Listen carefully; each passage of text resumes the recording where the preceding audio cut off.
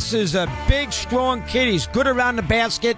Now, they have another 7-footer who's a freshman, but this is going to be a huge loss for Purdue. A lot of people thought they were going to go all the way. I had them going all the way, and that is now going to be out the board. I still think they can win a game or so, but you certainly can't expect them to go out there and win the tournament, especially when they got Villanova in their bracket. What a terrible loss here as far as Purdue is concerned. You know, and here's the thing with this from a coaching perspective and a team perspective. They were in love with the two-center concept. He was the starter. He played behind Swanigan and with Swanigan last year, who was the player of the year in college basketball. Right. And this kid Harms was sitting out. He was a redshirt. And Harms is much more active, 7'1", quick, but he's not 290, and he's not the low post scorer that Isaac is. So, and now he's going to have to play a lot more minutes, which is going to make a factor here. So this is a big situation. You know? No doubt. The whole fabric of the team changes in this scenario. No doubt about it. And here are the ways. Here are the ways it's changed. Harms is going to have to play a lot more minutes. Okay, the guards are going to have to shoot more than because they're not. The anchor was Haas. They would go into him, create the double team, pass it back out, move it around, and take threes. Now those threes are going to be not as highly contested because they don't have to double team Harms. He's not as good an interior player. So now the perimeter defense of the opponent gets better. So now your three-point shooting isn't as good. So now it throws a really wrench into your whole deal here. All right, can Purdue still win a couple of games, or is Purdue going to be vulnerable right away against the Butler, Arkansas winner? I think they will be vulnerable. It'll be a much, much tougher, especially Butler. It's right down the road from Purdue, so that would be Butler wanting to beat the big guy, right? So it's problem. No, there's no doubt about that. And Butler's up 10 right now, so it looks like they might be that team for Purdue. And obviously, you know, nobody wants an injury, but Villanova, which everybody thought was maybe the best team anyway, this is you're knocking out the 2 seed in their bracket. I mean, it's a huge advantage for Villanova. No doubt about it. And interesting that you bring that up, Chris, because last year when Villanova played Purdue, Haas killed Villanova. Villanova beat them this year. They beat them this year, Villanova, though, right? This was last year I'm talking about. Right. Okay, and Haas killed them. I can't remember who won the game. Villanova might still have won, but Haas killed them. They couldn't guard him, and so they do not have that issue this time around. Now, it's a big, big factor here. That's a tough break. I hate to see it. So, Purdue's scenario now, we keep an eye on that. That's a huge story. All right, couple of games in progress early on. Texas and Nevada at 10-10. Bob thought this was really a pick-em game. So, you know, so far it turns out to be 100%. It's 11-9, I believe I can read the score properly, with the West Virginia game against Murray State, a game that you love, West Virginia. So, from that standpoint, it will be a scenario where you might have a couple close games to wrap up this late afternoon edition here with day 2 of the NCAA tournament. Texas and Nevada, I think, are the two teams that are the game that I'm most interested in here with this group, because Nevada won the Mountain West last year regular season, won the Mountain West last year championship game, got to the NCAA, lost the first game. This year, won the Mountain West regular season, had several injuries going down the stretch, and lost to San Diego State, and that's why the Mountain West got 2 teams instead of 1. Nevada was in no matter what as an at-large. Absolutely. Okay. They've done enough. Right. Yes, but they are not as good as they were during the course of the season because their point guard is out. Lindsey Drew is out. Achilles injury against Boise State a couple of weeks ago. And now Kendall Stevens is not at 100% either. So, and they are not a deep team. Here's the interesting thing about Nevada and what Eric Musselman has done there, their coach. His dad was an NBA Musselman, coach. Excellent coach. Eric was the head coach of Golden State. He was the head coach of Sacramento or somebody else. Two teams.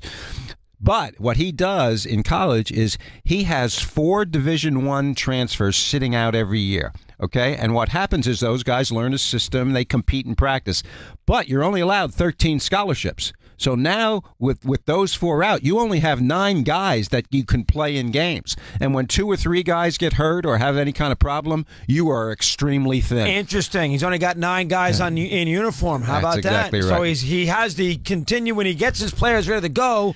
No break-in scenario. Nevada's ready to go once in November. Right. But he does, if there's a little wear and tear, he's in a little trouble. And that's what's happened right now to them. Here's Michelle, wants to talk to Bob. She's in Nashville, Tennessee, and she says hello here on Mad Dog Unleashed on this NCAA tournament show. If I get this button pressed properly, here we go. Michelle, good afternoon. How are you today? What's going on?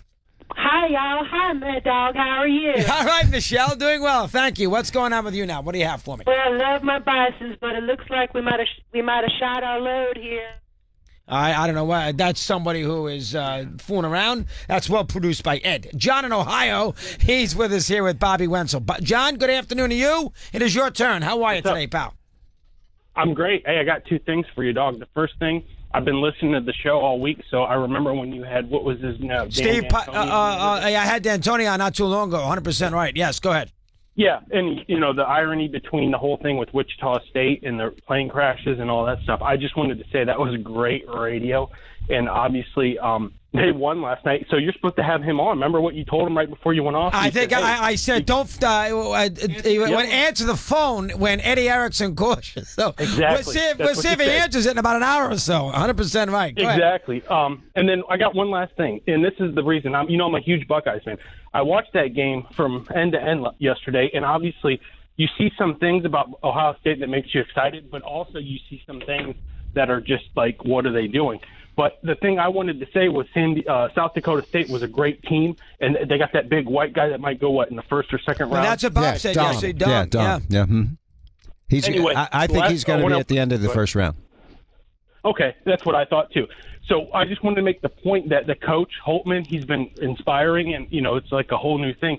They got their butts kicked this year by Gonzaga. So is this going to be one of those things where you think it's going to be closer, or because Gonzaga got scared in that first round, they're going to come out and hammer Ohio State? Because, as a Buckeyes fan, I thought, they tied that game with like 3 minutes left. I remember you guys went to a commercial break, and the fact is they had that 4-point play, and then obviously got fouled on the three-pointer, and they were able to take the lead again. But that really got down to it because I watched the Penn State-Ohio State game, and I've been watching these teams to see what they do in the crunch. And, usually they would fold, but they actually came through. I'll talk to you guys later. All right, John had a lot to say there in a few minutes, and Ohio State did play Gonzaga in the regular season. Go ahead. I don't think Gonzaga, he asked, do we think Gonzaga is going to hammer Ohio State? And I do not think Gonzaga is going to hammer Ohio State. Chris Holtman is a great coach. He has a way of preparing his teams. They have overachieved big time this year. Last year was not a good year for Ohio State. Thad Matta got let go. They do have players back, so they have some experience, and this freshman Wesson is very, very good in the paint, and they are a team that is a very good team, and I think this is going to be a very tight game between Gonzaga and Ohio State. 86-59 in the course of the regular season, so there you go. John in Baltimore is with our good buddy Bob Wenzel. John, good afternoon. How are you today, pal? Good, guys. I wanted to ask you, did you guys see the documentary Jacksonville Who on NBA TV earlier in the year? I did not. The what? I didn't hear it. Jacksonville.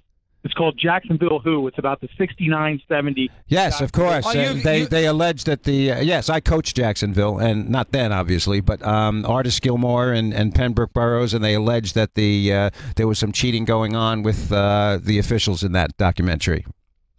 Is that correct, John? Is that correct? Well, there was a couple of things that I found interesting. One, in the championship, Artis Gilmore claimed that, he had never had his shot blocked, and Sidney Wicks blocked it regularly in that game. He said there were several goaltending calls that didn't go their way. But there was two other things. Jacksonville's still the smallest university to play in an NCAA championship game, and that team averaged over 100 points per game that year. Right, exactly. They had Artis Gilmore was the starting center, and Artis, of course, I still think has the highest field goal percentage in the history of the NBA, and he still lives in Jacksonville, for your information. Pembroke Burroughs was the 7-footer. They were the original Twin Towers. Pembroke Burroughs became a Florida State Highway patrolman. Yes, he did. And they had to take out the front seat, and he sat in the back seat of the police cruiser. Rex Morgan on that team? Rex Morgan was the small forward who played for the Boston Celtics for many years. I'm probably telling you, if you're interested in this, things you already know, but Rex passed away recently. Oh, he did? I didn't know that. Yeah, and Vaughn Wedeking became a dentist way out in Seattle. So they had a great team. I did not realize now that there is something that's a little unclear and a little spooky, a little off-kilter with the UCLA game? A book was written about this game, and the book alleges this, and supposedly some of the UCLA players agreed that they got the calls, quote, got the calls in the game. There's been no investigation about this. This is just talk. So there's nothing proven, no allegations. It was a nothing 12-point win, right? It was like 83-71 or something like that. I can't remember what the final score was, but the caller is right that Sidney Wicks early in the game blocked 2 shots that were clear. It seemed to me were clearly goaltending, and at the time I had no connection to Jacksonville when I was watching this game. And Sidney Wicks and Curtis Rowe were the 2 forwards, and Steve Patterson was the center on that team. Right. So they were much smaller than Jacksonville, and Jacksonville had beaten Kentucky to get to the Final Four. So there was some controversy, no doubt about that. And Jacksonville beat minus Lanier's St. Bonnie's team in the semifinals, right? In the Final Four semifinals to get to that spot. And Gilmore was a good pro. He wasn't a great pro. He was a good pro. Is that team legendary? No, nothing. Jacksonville's not a legendary kind of sports town anyway. Yeah. But is that game a legendary? Is that team a legendary team in that town? Oh, absolutely, absolutely. The only my teams there were sort of the secondary right, teams you were to good that. Teams. To good that. team. Yeah, but not that good. And no, they were great, and they were ahead of the curve on recruiting junior college players. They going with the big guys, and they were great. And the caller was right. They averaged over 100 points a game for the whole season. Now, why didn't Durham continue this success? Why didn't Jacksonville have a 4 or 5 year run, whether it's before with Gilmore, before his senior year, or after? Why didn't they didn't really go anywhere? Well, Joe Williams was the coach. Oh, Joe Williams was the coach. Okay. Durham became the coach much later when they were back in the Atlantic Sun. Okay, so it was later for Durham. Yeah. Williams but is the Joe coach. Williams was the coach, and they didn't have much money. Who went to Florida State later on? Exactly. That's exactly right. But Joe Williams left Jacksonville to go to Furman because Jacksonville, as the caller noted, is a small school and didn't have the wherewithal to. It was an aberration, really, that they had gotten to be that good. Why did Gilmore go there? I don't know. They pay to get Gilmore in the school? I don't know. Is that the rumor? But there's some talk about that. But it was also at a time where there weren't. There were Southern black kids who weren't playing college basketball. I don't know why, or they weren't recruited or whatever. But Jacksonville did do that, and so they were ahead of the curve, I think, on some of those recruiting things. And Artis is I know him very well, and he is an unbelievable, wonderful human being. Is he really? Oh my God, yeah. I mean, he graduated from JU. I mean, he's a pillar of the community. Won championships with the Kentucky Colonels. In the ABA, was not great with the Bulls. Was pretty good. Was not great. No, but he was a solid pro for many years. Yeah, he's a solid player. Well, I mean, he's 7'4". I mean, he was a big lefty and everything else. Yeah, with the big afro. Yeah. Big Bob Wenzel. We take a timeout. We will continue on a busy program here on Mad Dog Unleashed.